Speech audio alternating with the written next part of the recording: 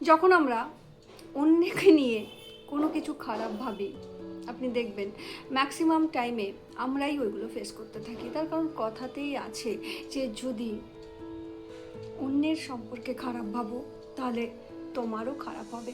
আমরা ছোট থেকে গুরুজনদের কাছ থেকে কী শিখে এসেছি যে কাউকে খারাপ কথা বলো না, কাউকে নিয়ে খারাপ ভাবনা ভেবো না, কারোর জন্য কোনো খারাপ কাজ করো না, বা এমন কোনো কাজ করো না যেই কাজটা করলে অন্যের খারাপ হয়। শিখে এসেছিলাম না?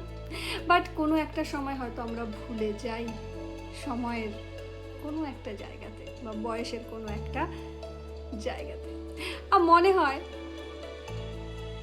এই লোকটা একদম ভালো না, বা অজান্তেই অন্য একটা লোকের সম্পর্কে আমরা খারাপ ধারণা রাখি বা খারাপ ভাবনা ভেবে ফেলি। এবার ম্যাক্সিমাম টাইমে দেখবেন যখনই আপনি অন্য সম্পর্কে কোনো খারাপ কিছু ভাববেন বা বলবেন, ঘুরে কিন্তু ওই জিনিসটা আপনার ওপরেই আসবে। কেন বলুন তো? এটা একটা ল। কারণ আমরা জানি যে আমাদের মধ্যে যেই ভাইব্রেশন কাজ করবে, আমরা যেই ফ্রিকোয়েন্সিতে থাকবো, আমরা যেই এনার্জিতে থাকবো, সেটাই কি যাবে না, সেটাই ইউনিভার্সের কাছে পৌঁছে যাবে।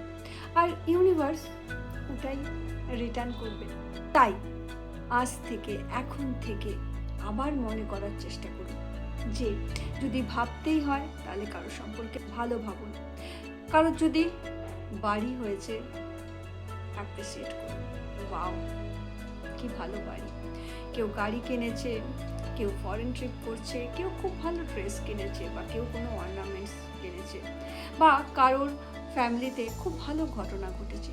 যখনই আপনার কাছে এগুলো এসে পৌঁছাবে তখনই আপনি সেই সম্পর্কে ভালো ভাব প্রকাশ করুন।